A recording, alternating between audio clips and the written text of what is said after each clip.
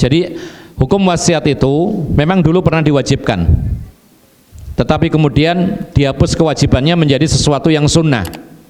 Kenapa demikian? Karena wasiat itu biasanya menginfakkan sebagian harta, maka itu tambahan kebaikan setelah meninggal dunia.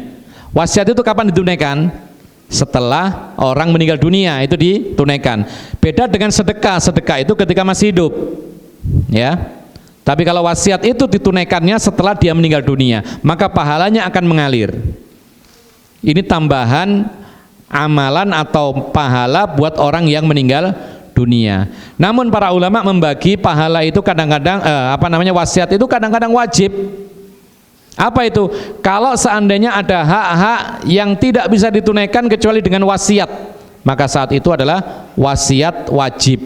Misal ada tanggungan yang belum terselesaikan karena belum waktunya, misalnya tidak ada saksi, yang tahu hanya dirinya, maka dia berwasiat, nanti andaikan saya meninggal dunia tahun sekian-sekian waktu pelunasan.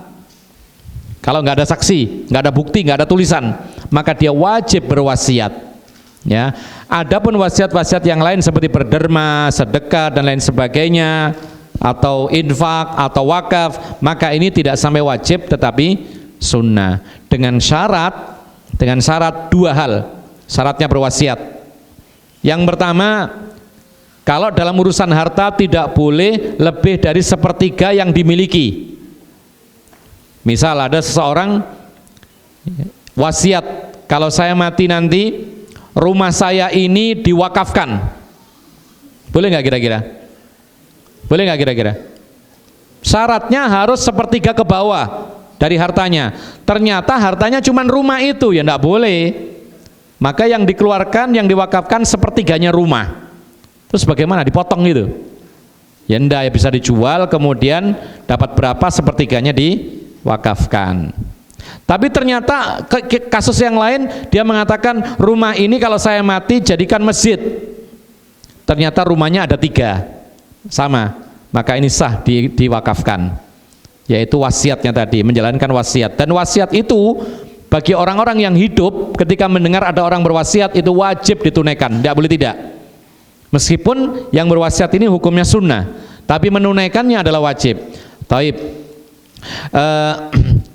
Yang kedua syaratnya adalah wasiat itu bukan untuk ahli waris. Wasiat itu tidak boleh untuk ahli waris. Misal begini, nanti kalau saya mati, kebun 1 hektar itu untuk anak yang terakhir, ya, karena dia melihat anak terakhir ini belum bekerja, yang lain-lainnya sudah bekerja semua, sudah menikah semua, sudah keluarga. Maka orang tua kadang-kadang begitu, karena kasihan, dia berwasiat, nanti kalau saya mati, kebun 1 hektar satu-satunya itu untuk anak ragil. Boleh nggak kira-kira?